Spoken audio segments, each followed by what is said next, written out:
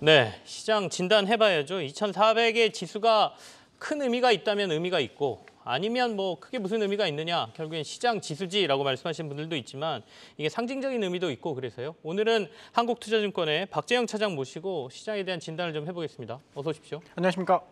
보통 이제 전화 연결 많이 드리다가 오늘은 그래도 스튜디오로 나오셨네요. 네.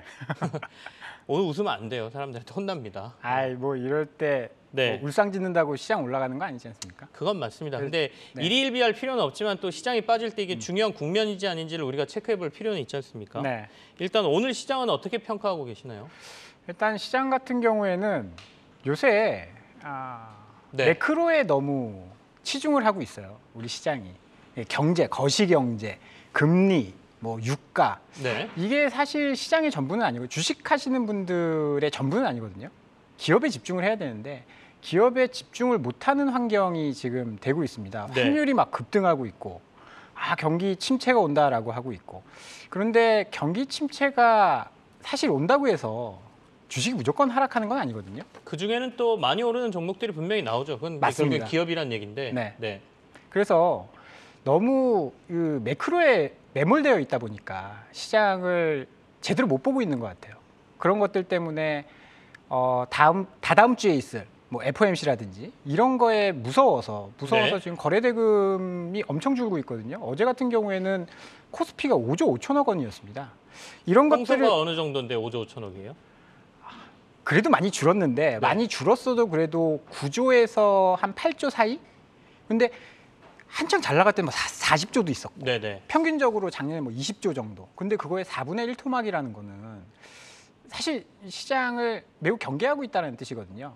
시장이 올라도 거래대금이 많지 않은 그런 상황이고 또 우리는 또 이번 주에 고유의 명절이 있지 않습니까? 네네. 추석을 앞두고 있어서 거래대금이 점점 줄어들고 있어요. 추석 때는 우리가 매매를 못하니까 그렇죠. 불확실성이 좀 커진다. 이런 점들을 보면서 시장을 너무 경계하고 있는 것이 아닌가라는 생각이 들고요. 그래서 당분간은 조금 뭐 이런 상황이 유지가 될 거라고 봐야 될 것 같아요. 지금 달러가 최근에 110포인트를 넘었거든요. 네네. 달러 인덱스가 110포인트를 넘었습니다. 이게 20년 만에 처음이에요. 엔화 같은 경우에는 146포인트까지 올라갔습니다. 이거는 사실 24년 만에 가장 높은 수준. 네. 2000년대 들어서 가장 이렇게 절하되어 있는 엔화거든요. 그 이유는 미국은 사실 상대적으로 경기가 좋다라고 평가를 하고 있습니다. 어제 이제 ISM 서비스업 PMI가 나왔는데 예상치보다 좋게 나왔거든요. 고용 지표도 좋고 뭐 제조업 지표 뭐 이런 것들 다 괜찮게 나오고 있잖아요. 그렇죠. 뭐 다른 국가에 비해서는 네. 좋은 그런 상황이고 미국의 GDP를 추적하는 지표가 있습니다. 애틀랜타 연에서 GDP 나오라고. 네네. GDP 같은 경우에는 분기에 한 번 나오잖아요. 네. 그리고 미국 같은 경우에는 1분기, 2분기 역성장했고 그래서 걱정이 좀 많았는데 3분기 GDP를 예상을 하는 애틀랜타 연의 GDP 나우를 보면 9월 1일자 업데이트된 지표죠. 지금 보이시는데 초록색 선이 위로 쭉 올라가 있죠. 네네. 8월 달에는 저게 조금씩 떨어졌었어요. 그래서 거의 뭐 1% 중반대까지 내려갔다. 1.6%까지 내려갔다가 최근 9월 소비 지표 이런 것들을 반영한 미국의 3분기 GDP는 2.6%까지 올라갔습니다. 이런 것들을 봤을 때 유럽은 지금 금리 올린다, 천연가스 올라간다, 경기 침체 온다 이런 이야기를 하고 있고 미국채 10년물이랑 일본 국채 10년물이랑 얼마나 차이 나는지 혹시 아십니까? 바로는 대답을 못 하겠습니다. 300bp가 차이 납니다. 3%. 같은 10년물 국채인데 네네. 3%가 차이 나면 저 같으면 바로 일본에서 돈 빼가지고 미국으로 가겠죠. 그렇죠. 그렇게 되면 엔화는 약세로 갈 수밖에 없는 네네. 거고 미국 혼자 경기가 좋다라고 하니까 달러 가치는 계속 올라가고 우리나라 원달러 환율도 마찬가지인 거죠. 전 세계가 지금 금리를 올리고 있는 그런 국면인데 미국을 못 따라가고 있는 그런 상황입니다. 그러다 보니까 그러한 불안감. 지금 보시면 어저께 호주가 50bp 올렸거든요. 네. 기준금리를. 그리고 오늘 밤에 캐나다가 통화정책이 있습니다. 이제 지난달에 100bp를 올렸어요. 캐나다가.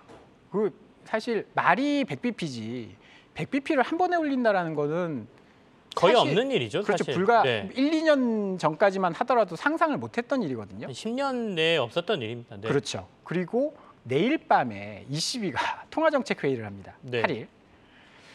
50bp냐 75bp냐를 이야기를 하고 있는데 75bp 하겠다는 얘기가 많던데요. 네. 근데 그것도 사실 상상할 수 없었던 일. 뭐 유럽은 마이너스 금리였던 그런 그 국가들이었잖아요. 맞습니다. 근데 75bp를 한 번에 올리겠다.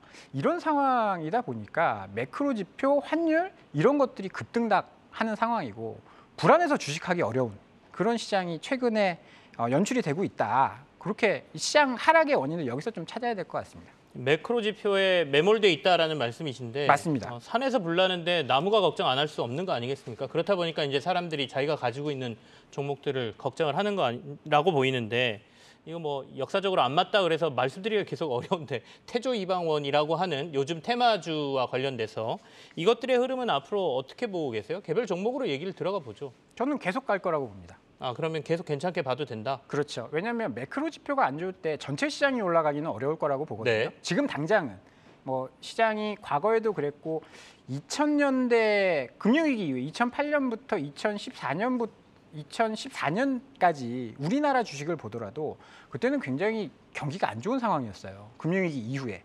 그런데 그때 나타났었던 것들이 굉장히 급등했었던 업종들이 출연을 했거든요. 지수는 네네. 계속 박스권이었는데 생각을 해보면 2011년도엔 차화정, 중국이 인프라 투자를 하면서 차화정이 급등을 했었고 2015년 같은 경우에는 화장품과 같은 중국 관련 소비주, 그다음에 바이오 이런 쪽들이 급등을 했습니다. 그리고 2017년도에는 경기가 또 살아나면서 반도체가 급등을 했었죠. 이런 이제 업종별 그 강세장, 네. 지수는 묶어놓고 업종별 강세장이 연출될 가능성이 굉장히 높아요. 누가 보더라도 지금 중앙은행이 금리를 올리고 있는 상황, 돈을 이제 조이고 있는 그런 상황에서 지수가 전반적으로 올라가기는 어렵다라고 보거든요. 뭐 그렇다고 해서 모든 주식이 죽을 것이냐? 그렇지 않습니다. 그런 상황에서는 돋보이는 몇몇의 업종들이 강세를 보일 가능성이 높고 과거에도 그래 왔었다. 상승을 그러니까 네네. 네, 상승을 이어갈 거고 제가 이제 일주일에 한 3번 정도는 전 종목 차트를 돌려보거든요.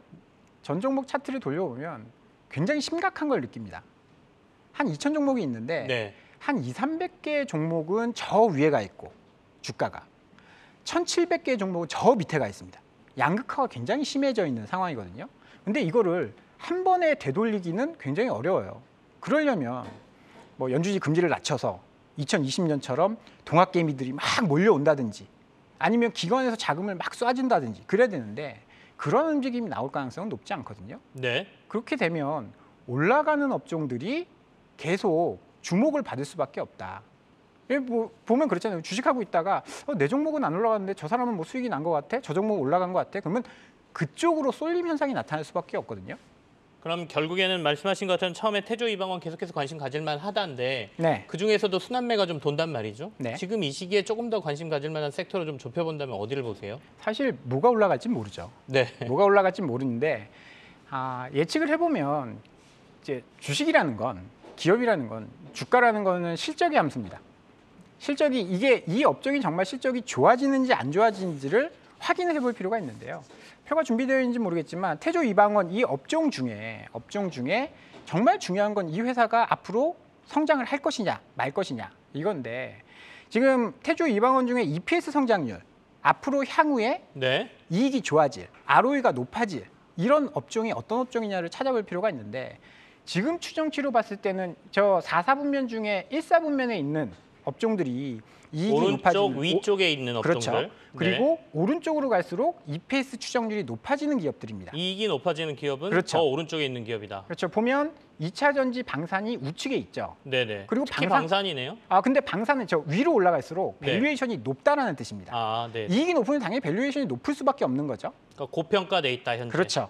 그래서 방산보다는 2차 전지가 지금 현재 이익 증가 속도에 비해서는 좀 저평가되어 있는 수준이고 근데 방산도 EPS 성장률이 굉장히 높기 때문에 방산이라든지 2차 전지 같은 그러니까 향후 이익이 좋아질 수 있을 만한 네. 그런 업종을 좀 주목해 보는 게 합리적이지 않을까. 뭐 추정치라는 것은 좀 틀려질 수도 있는 거거든요. 그래서 지금 현재로서는 2차 전지라든지 방산이 이익이 조금 더 늘어날 것으로 전망하고 있다라는 측면에서는 두 개 업종을 조금 더 관심 있게 보셔도 좋을 것 같습니다. 매크로 이슈에 너무 빠지지 않고 기업들 실적에 주목한다라고 하면 방금 전에 말씀드린 2차 전지하고 방산이 이익의 폭이 좀 늘어날 가능성이 굉장히 높고 네. 고밸류를 받고 있는, 그러니까 밸류가 지금 많이 올라가 있는 방산보다는 조금 덜 올라가 있는 2차 전지가 조금 더 나아 보인다라는 말씀으로 저희가 정리를 하면 될 것 같고요. 지금 이제 오늘 시장이 가장 뭐 피해를 본다고 해야 되나요? 반도체 업종이 좀 외국인들의 매도가 강력하게 이뤄지면서 주가가 좀 많이 빠지고 있는데 네. 반도체 쪽은 어떻게 보고 계십니까? 반도체는 사실 기간에 따라 좀 다르다라고 봐야 될 것 네. 같아요. 지금 당장은 손대기 어렵겠죠. 지금 당장은 이익도 안 좋아진다라고 하고 8월 달에 수출 데이터를 보면 문제가 된 건 반도체였어요. 반도체 수출이 역성장한 게 가장 큰 문제였거든요. 그리고 반도체를 가장 많이 팔고 있는 나라가 우리가 반도체를 가장 이제 수출을 많이 하는 나라가 중국인데 중국이 좋지 않습니다. 네. 중국의 무역 적자가 계속되고 있거든요. 이건 반도체가 안 팔린다라는 이야기예요. 그리고 뭐 엔비디아 실적이라든지 다 보더라도 3분기에는 가이던스를 하향하고 있는 그런 추세고, 그리고 지난주였나요? 지난주에 반도체 고정거래 가격이 떨어지고 있어요. 그리고 특히 서버 쪽에서도 문제가 생기고 있는 그런 상황이거든요. 네네. 모든 업체들이 서버는 괜찮다라고 이야기를 한 목소리를 냈어요. 스마트폰은 역성장하고 있었고 PC도 마찬가지로 좋지 않은 그런 상황이었고, 그런데 서버까지 안 좋아하니까 지금 당장은 안 좋겠지만 롱텀에서 보시는 분들은 반도체는 고밸류에 사서 저밸류에 팔아야 됩니다. 네네. 그러니까 주가가 이익 추정치가 떨어지고 거기에 그거보다 주가가 더 많이 떨어지는 국면, 그때 사야 싸게 살 수 있는 기회거든요. 롱텀에서는 사야 되겠지만 지금 시장을 보는 측면에서는 좀 바람직하지 않다라고 봐야 될 것 같고요. 뭐 언제 사야 되냐? 네. 이익 추정치 하향이 멈춰야죠. 지금 애널리스트 추정치 계속 하향하고 있거든요.